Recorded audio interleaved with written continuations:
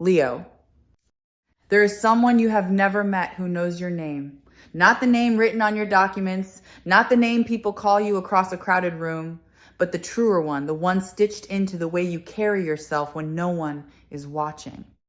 And right now, in a room you will never see, behind a desk you will never sit at, that person is holding a folder with your life inside it, and they are turning the pages slowly, and they are not looking for reasons to walk away. They are looking for reasons to stay. Let me tell you what I feel, because it arrived the moment I settled into this stillness, and it has not softened since. There is a figure of immense means. Think of the quietest kind of wealth, the sort that does not announce itself, the sort that owns things it never talks about, and this figure has become interested in you. Not in a fleeting way, in a deliberate, patient, methodical way. Someone with the resources to know things has decided to know you. And the strangest part, the part that made me pause, is that the investigation is not a threat. It is a courtship of protection.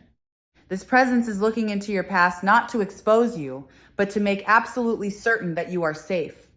I know how that lands. To be looked into can feel like being cornered. We have learned to flinch when attention turns toward us, because so often attention has come with a cost. But this is a different creature entirely. Imagine the difference between a stranger studying you to take something and a guardian studying you to give something they cannot give until they understand exactly what you have been through. That is the temperature of what surrounds you now. Warm, careful, almost tender in its thoroughness. There is a reason the very rich move so slowly, and it took me a moment to feel my way into it. The noisy kind of money rushes, it grabs, it flashes, it spends itself before it understands itself. But the deep kind, the kind that has lasted across a lifetime, has learned that anything worth protecting is worth investigating first. It does not gamble on strangers. It studies. It waits. And the slowness that might feel to you like being overlooked is, in this case, the opposite. It is the slowness of someone who has decided you are not a gamble at all, but a certainty they intend to get exactly right. This is the kind of reading that Spiritual Light Tarot exists, to bring you the moment when the unseen machinery of your life turns in your favor and someone finally decides you are worth protecting. So sit with me. Let the folder open. Let us read it together, because you deserve to know what they are finding. The first thing this figure noticed about you was not your struggle. That surprised me. I expected the ledger to begin with hardship, with the long list of things that went wrong. Instead, it begins with a quality and unreasonable, almost stubborn integrity. There is a page devoted entirely to the times you could have taken the easy money and did not. The times you returned what wasn't yours. The times you told the truth when a lie would have paid better. The wealthy, the truly wealthy, do not build their trust on charm. They build it on evidence of character, and your file is thick with it. This is why they are still reading. You passed a test you did not know you were taking, years before this moment, simply by being who you are when it was inconvenient to be so. People of this stature have a word for the history behind a thing, provenance. Before they acquire anything of worth, they trace where it came from, whose hands held it, what it survived to arrive intact. They are doing this with you. They are tracing your provenance, following the line of your life back through every hand that shaped you. And what they are discovering is that you were not cheapened by what you passed through. You were tempered by it. The scratches on you are not damage in their eyes. They are proof of authenticity, the marks that separate the real thing from the imitation. You cannot be faked. And to someone who has been fooled by counterfeits their whole life, that quality is worth more than they can easily say. Then the pages turn to the years you carried what was never yours to carry. There is a record here of debts that belong to other people, the financial weight of family, of situations you inherited rather than created, of promises made by others that landed on your shoulders to keep. And I want you to understand that this figure is not reading those pages with pity. They are reading them with a kind of professional astonishment. Because someone who shoulders another person's burden and does not collapse under it demonstrates a load-bearing strength that money cannot buy and cannot fake. They are noting quietly that you have already proven you can be trusted with more because you never crumbled under less. There is an early page from long before you were the person listening to this now, and I feel them lingering on it. It is the page where you first met lack, where you first understood, as a child understands, that there was not always enough, that wanting had to be rationed, that some doors were labeled not for you. Most people spend their whole lives running from that page, pretending it does not exist. But the figure reading your file treats it with great gentleness because they understand that the earliest wound around money is the one that shaped every choice after it. And they are not there to reopen it. They are there because they have the means to finally close it, to reach the frightened part of you that never stopped bracing, and to tell it at long last that the rationing is over. There is an accounting being done of your generosity. And this is where I feel the energy shift into something almost protective. Every time you gave when you had little, it was recorded. Not the grand gestures, the small ones. The meal you covered when your own account was thin. The help you extended that no one thanked you for. The times you chose someone else's ease over your own comfort. In the ordinary world, these acts vanish, unremembered, unrewarded. But in this folder, they are tallied with precision. And the total is staggering. And the figure holding it has begun to understand something that you may have forgotten. You have been quietly funding other people's lives for years. And it is time the direction of that flow reversed. Alongside the giving, there is a record of your resourcefulness that reads almost like a study in craftsmanship. How you made a small thing last. How you stretched what should not have stretched, fed more mouths than the amount allowed, kept a household or a dream or a body running on far less than it required. To you, this was simply survival, unremarkable, invisible. To someone who commands enormous resources, it is a rare and coveted art because they know that most people who are handed everything waste it. And only those who once had nothing know the true value of what passes through their hands. You are, in their assessment, an extraordinary steward. And stewards, not spenders, are the ones the wise choose to enrich. And here, in the middle of the audit, something is discovered that changes the entire tone of the investigation, an imbalance. A ledger that does not reconcile. The amount you have poured out into the world does not match the amount that has come back to you, and it does not match by a wide and undeniable margin. To a mind trained in the movement of resources, this is not a moral tragedy. It is an error to be corrected, a discrepancy to be settled. The figure leans back, taps the page, and thinks the thought that will alter your life. This account is owed, not as charity, as restitution, as the closing of a gap that never should have opened.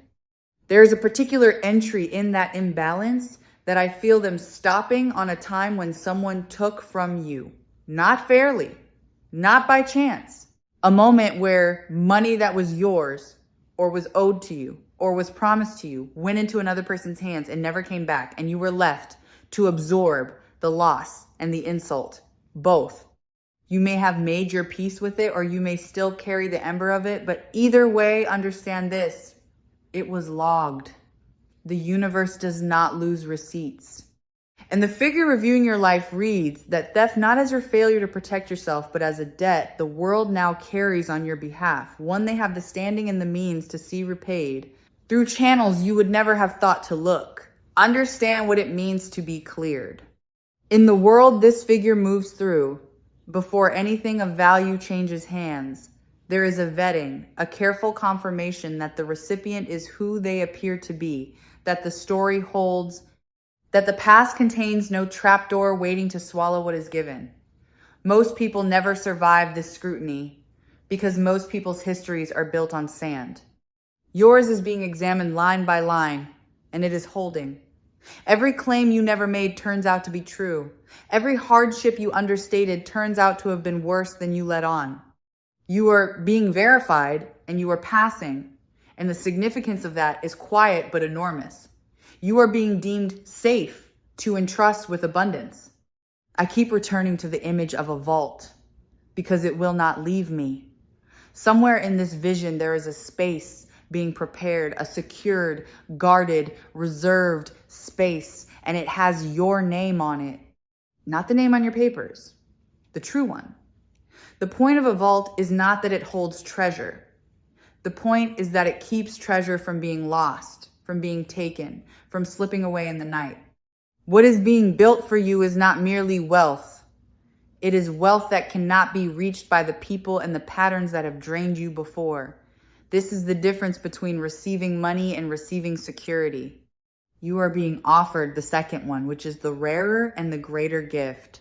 There is another concept these people live by, and it is called escrow, the holding of something valuable in trust, set aside, untouchable, until the conditions are right for its release.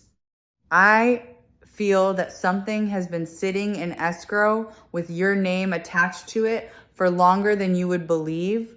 It was not withheld to torment you. It was held because releasing it before you were ready would have meant losing it. The conditions are what mattered. The readiness of the one receiving, the safety of the moment, the closing of certain doors that had to close first.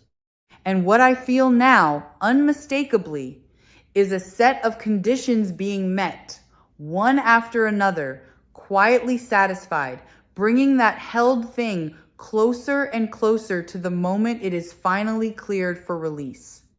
Because here's a truth that the ordinary story of money will never tell you. Security is not luck. It is not the roll of dice or the accident of birth. Security is an arrangement. It is deliberate. Someone decides somewhere that a person will be provided for, and then the pieces move to make it so. You have spent so long believing that safety was something you had to seize with your own two exhausted hands, and you never suspected that behind the scenes an arrangement was being drafted with your name at the center of it. The scarcity you knew was never the whole picture. It was only the part of the picture you were allowed to see. There is a difference between a benefactor and a boss, and I want you to feel it clearly. A boss pays you for what you produce and stops the moment you stop. A benefactor invests in who you are and keeps investing precisely when you cannot produce at all. What is turning toward you is the second kind, a backing that does not depend on your output, does not evaporate when you rest, does not measure you by your busiest day. This is unfamiliar to you, I know. You have only ever been paid for your labor. To be provided for on the basis of your existence, your character, your provenance, will feel strange at first, almost suspicious. Let it feel strange, then let it feel true. This is precisely the shift that Spiritual Light Tarot wants to place in your hands today, the understanding that you have not been forgotten by fortune, only kept waiting while your protection was being properly assembled. An assembly takes time. A fortress is not built in a night. The very slowness that felt like abandonment was the sound of foundations being poured. Now the investigation reaches a page that made me go still, because it is the page where they found the moment you almost let go. There was a season, the one when you decided somewhere beneath your words that abundance was simply not written into your story, that safety was for other people, that the door of real financial ease had been shut and bolted and the key thrown into the sea. This figure found that page, and I felt them slow down as they read it, because they recognized that moment. They have seen it in every file worth protecting. The ones who nearly gave up on being provided for are almost always the ones who most deserve to be. Their surrender was never weakness. It was the exhaustion of someone who had been strong for too long with too little help. I feel that this near surrender happened in the dark, most likely at night, in the hours when the arithmetic of survival will not let a tired mind sleep. That is where scarcity does its worst work. Not in the daylight where you are competent and moving, but in the small hours where the numbers circle and the future narrows to a single cold question of whether there will be enough. The figure investigating you has read those nights. And what strikes them is not that you despaired, but that you got up the next morning anyway and did what needed doing. That is the quality they are protecting, not the absence of fear, the refusal to be governed by it. And as they trace backward through your history, a pattern surfaces that you were never positioned to see. The things that fell through, the opportunities that dissolved at the last moment, the money that came close and then evaporated. From where you stood, these looked like failures, like proof that you were somehow marked for lack. But from the height at which this figure reads your life, they resolve into something else entirely, a series of protections. Each near miss removed you from a path that would have cost you more than it gave. You were not being denied, you were being steered. The blessings you were spared from receiving were disguised, and you have been grieving losses that were, in truth, rescues. There was a door closed for you once, and you have never stopped resenting it. A door that led to money, or to a position, or to a stability you were sure you needed. It shut in your face, and you took the shutting personally as a verdict on your worth. Let me offer you what the folder reveals. That door was closed by the same hand now preparing your vault. Not to punish you, to keep you available. Because had you walked through it, you would have been bound to something that would have owned you, and the arrangement being made now, the one that actually protects you, required you to be free. You were not rejected. You were reserved. I want to reframe the whole shape of the scarcity you lived through, because this figure has already reframed it, and their reading is more generous than yours. What you experience as deprivation, they read as training. Every lean season taught you to distinguish need from want. Every empty account taught you the true weight of a single coin. Every time you stretched a little into a lot, you were unknowingly developing the one skill that the wealthy fear most is missing in the people they help, the wisdom to hold resources without being destroyed by them.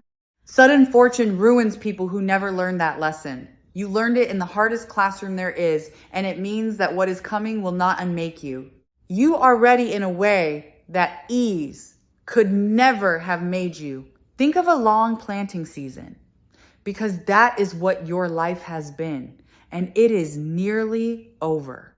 There is a stretch of time in every abundant harvest where nothing above the ground suggests that anything is happening. The labor goes in, the seed goes down, the days pass, and the field looks as bare as it did before. To the impatient eye, it looks like failure. To the farmer, it looks like exactly the middle of the process. Everything you have poured into the ground of your life, the effort, the giving, the enduring, did not vanish. It went down where you could not see it, to do the slow work that precedes every harvest. And what the figure investigating you sees from their vantage is a field about to break the surface all at once. And notice this, because it matters. Provision, when it finally arrives, almost never comes from the direction you are staring at. You have been watching one door, waiting for one source, refreshing one possibility, and meanwhile, the true channel is being opened somewhere off to the side through a hand you have not yet shaken. The figure investigating you does not intend to arrive announced. Their kind rarely does. Help of this magnitude tends to come dressed as coincidence, an introduction that seemed random, a conversation that seemed idle, a small, unexpected kindness that turns out to be the first thread of a rope being lowered to you. Watch the edges of your life. That is where the door is quietly opening. There is a word being spoken about you in rooms you will never enter, and it is not a word of judgment. It is a word of recommendation. This is how real security has always moved, not through applications and pleading, but through someone of standing quietly vouching for someone else, saying in effect, this one is sound. This one can be trusted. Extend to this one what you would not extend to a stranger.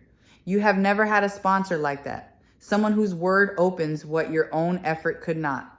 You are getting one now. And the introductions that begin to reach you, the ease that begins to appear where there was resistance, are the downstream effect of your name being spoken well in a room whose door you have never touched. There is a belief buried in you that I need to loosen, because it will get in the way of what wants to reach you. You believe somewhere beneath thought, that you must earn your safety, that provision is a wage you draw only after enough suffering, enough hustle, enough proof. This figure is dismantling that belief in real time, and their reasoning is simple and devastating. You have already earned it. The suffering is already logged. The proof is already filed. There is nothing left to prove, no further toll to pay, no additional exhaustion required. The account has been examined and found not merely worthy, but overdue. Every extra hour you spend trying to deserve what is already yours is an hour spent guarding a door that has already been unlocked. Let me tell you what else the folder contains, because it is not all future. There is an inventory being taken of the wealth you already hold and have never valued. The people who would show up for you if you called. The skill in your hands that others would pay dearly for. The resilience that functions like a savings account no crisis can fully drain. This figure catalogs these first before any transfer is arranged because they know something the anxious mind forgets in the grip of scarcity. You were never as poor as your fear insisted. You have been standing in a partly furnished room in the dark, certain it was empty, and the investigation has turned on the light. There is a forgiveness written into the closing of this account, and it works in both directions. The world is being asked to release to you what it withheld. That is one direction. But the other direction matters just as much, and it concerns a grudge you have carried around, a loss of money or a loss of trust that cost you dearly. As long as your hand is closed around that old debt, clenched tight in resentment, it cannot open to receive what is coming. The figure reading your file sees the grudge and does not judge it. They simply note, with the practicality of the very rich, that a closed hand cannot be filled. And I feel that as the settlement approaches, a door opens in you too, a willingness finally to set that old weight down. Not because the wrong didn't matter, but because you are ready to be free of carrying it. And so a settlement takes shape. Not a windfall in the vulgar sense, not a chaotic flood that arrives and vanishes, but a settlement, a resolution, a squaring of accounts, a restoration of what the years quietly took. Settlements have a particular texture. They feel less like winning and more like justice. Less like a shock and more like an exhale you have been holding for longer than you knew. When it reaches you, and it is reaching you, it will not feel foreign. It will feel like something being returned that was always meant to be yours, arriving at last through the long, patient work of a benefactor who refused to hand it over until they were certain it would land in safe hands, which turned out to be your own. Feel for a moment the weight that is preparing to lift. There is a specific heaviness that comes from carrying your survival alone, the low, constant hum beneath every decision, the arithmetic that never stops running in the back of the mind, the way even rest is taxed by the awareness that no one is coming. That weight is being addressed directly, not ignored, not spiritually bypassed. Addressed at its root by the arrival of a genuine backing, the knowledge that there is now someone with the means and the will to see that you do not fall. You may not feel it fully yet, but the machinery has begun to move and the hum is about to change its pitch. Notice where your body has been holding all of this, because it has been holding it somewhere. Scarcity does not live only in the mind. It lives in the shoulders that never fully drop, the jaw that sets itself against the day, the breath that stays shallow so as not to relax into a safety it does not trust. Your body has been standing guard over a threat for so long that it has forgotten there is any other way to stand. And I feel that as this protection settles into place, the body will be the last to believe it, and then one day, suddenly, the first a breath that goes all the way down without asking permission, a set of shoulders that finally understand the watch is over. You might be waiting for the catch, because everything generous has always come with one. So let me tell you plainly what this figure asks of you in return, because I have looked for the clause and there is only one, and it is not what you fear. They ask that you receive. That is the entire condition. Not that you repay, not that you grovel, not that you contort yourself into gratitude so heavy it becomes a new debt. Simply that you allow it. The truly wealthy are not impoverished by giving to you. It costs them nothing they will miss. What they want in exchange is the rarest thing, the sight of someone deserving finally, gracefully allowing themselves to be provided for without flinching, without apologizing, without insisting they are fine, which means you are permitted to stop now, to set down the second effort you took on, not from ambition, but from terror, to loosen the grip on the coins you have been clutching as though letting go of one would collapse the whole tower. The overworking, the oversaving out of fear, the reflexive refusal of every small pleasure, these were survival strategies for a version of your life that is ending. You do not have to fight for the shore anymore. The current has turned, and it is carrying you in. Fighting it now only tires you against a tide that has already decided to be kind. There is a role waiting for you on the other side of this, and it is worth naming because it will give the whole arrangement its meaning. You are not being made secure so that you can hoard in a corner and finally be still. You are being made secure so that you can become, in time, what this figure has been to you. A source of steadiness for others, a hand that reaches down the same rope that was lowered to you. The wealthy who understand their power know that provision is meant to move, to pass from steward to steward, and they are choosing you in part because your whole history proves you will not let it stop with you. The security coming towards you is also quietly a commissioning. You are being trusted to become a giver of a larger kind. There is a protection folded inside the gift that you would never have thought to ask for, and it moves me that they thought of it. Knowing your history of giving everything away, of emptying your own pockets to fill someone else's, this figure has built a safeguard against your own generosity into the arrangement itself. What comes to you is being structured so that it cannot be siphoned off by the people who have leaned on you before, so that your open heart cannot be used against you one more time. You will still be free to give, but from overflow now, not from your foundations. They are not only protecting you from the world, they are gently protecting you from the oldest pattern in your own kind hands. I feel a document being finalized, and I want to describe the moment because it is closer than it seems. There is a page that has been waiting for a signature, the last confirmation, the authorization that turns intention into transfer. For a long time, it sat unsigned. Not out of doubt, but out of care, because everything had to be verified first, every condition met, every risk to you removed. What I feel now is a hand reaching for the pen. The hesitation is over. The verifying is done. And when a decision of this magnitude finally moves from consideration into commitment, the effects begin to reach the ordinary world almost immediately, in ways that will surprise you with their timing. Here is something that may unsettle you before it comforts you. This figure has been near you before, not as a stranger arriving fresh, but as a presence that has already brushed against your life at least once, a kindness from an unexpected source, a help that came at exactly the moment it was needed and then quietly withdrew, a door that someone held open for you without ever explaining why. You may have forgotten it. They have not.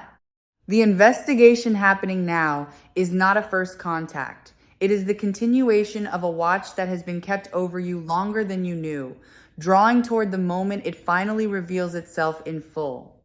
And the restoration coming to you is not a flat sum, returned as it was taken. It carries interest, the compounding weight of every year the debt went unpaid, every season you did without while the account sat owing. This is how the wise reckon what is owed. They do not simply return the coin that was lost. They return it grown, because the years of its absence cost you too. So do not brace for something small and grudging. What is being calculated on your behalf accounts for the length of the wait, and the length of the wait has been considerable, and the sum has grown accordingly in the counting. Let me loosen one more thing before the folder closes, because it will free you to receive more fully. You have learned to want quietly, to keep your hopes small so that their loss would hurt less, to be ashamed of wanting security as though the wanting itself were greedy. There is nothing greedy in you. The desire for safety, for enough, for a floor beneath your feet that will not give way is not avarice. It is the most human and honest ask there is. The figure protecting you does not think less of you for wanting to be secure. They think more of you for having wanted it all along and still refuse to grasp at it dishonestly. You are allowed to want this.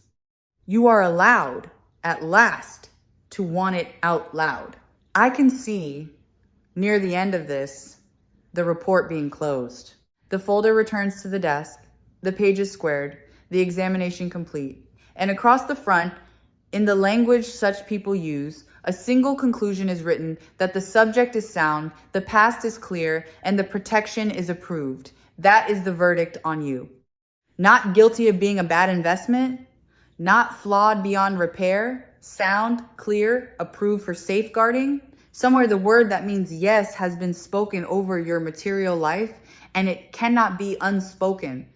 And once that yes is spoken, things begin to move that were held still. This is the part that will unfold in the ordinary world, in the texture of your days. A message that changes a number, a door that opens where you had stopped knocking, an offer that arrives with unusual ease, without the customary struggle, as though a hand you cannot see smoothed the path ahead of you. When these arrive, do not shrink. Do not talk yourself out of them with the old story of undeservingness. Recognize them for what they are, the physical residue of a decision already made in your favor, the arrangement finally touching down in the world you can see and touch. And here is how you will know it is truly this, and not a fleeting stroke of chance by the calm of it. Ordinary luck arrives with a frenzy. It spikes the heart and vanishes, and leaves you scrambling to hold what you cannot keep. This will feel different. It will feel steady, almost quiet, like something clicking into a place it was always shaped to fit. The absence of drama is the signature of a real arrangement. When provision comes and instead of panic, you feel a strange and unfamiliar peace, that peace is the receipt. That is how you will know the folder was real and the verdict was yours. And the protection does not stop at the edges of you. This is the part that will reach the deepest because it touches the fear you have never spoken aloud, the worry not for yourself, which you long ago made peace with going without, but for the ones who depend on you, the ones whose security has rested on your tired shoulders. The arrangement being made stretches wide enough to hold them too. The floor being built beneath your feet is broad enough for the people you would have gone hungry to protect. That is the mercy inside this whole thing. You will no longer have to be the entire safety net for everyone you love, because a larger one has been strung beneath you all, and it will hold when your own strength cannot. Before I let you go, let me say the thing that Spiritual Light Tarot most wants you to walk away holding, that you were never truly alone in the long work of keeping yourself safe, and that the loneliness you felt was the silence of a protection being built too carefully to be rushed. What looked like an empty sky was a room full of quiet decisions being made on your behalf. You have been watched over by an intelligence with the means to change your circumstances, and the only thing it was waiting for was the certainty that you would not squander what it gave, a certainty your own life has now supplied in full. So let the folder close. Let the vault stand ready. Let yourself, perhaps for the first time in a very long while, entertain the possibility that safety is not something you have to seize, but something that has been prepared for you patiently, thoroughly, and with a care that borders on devotion. You have been investigated by someone with every reason to protect you, and they have found exactly what they hope to find. You are safe. You have always been the kind of person worth keeping safe. And the part of your life where you had to do it all alone is quietly and completely coming to a close.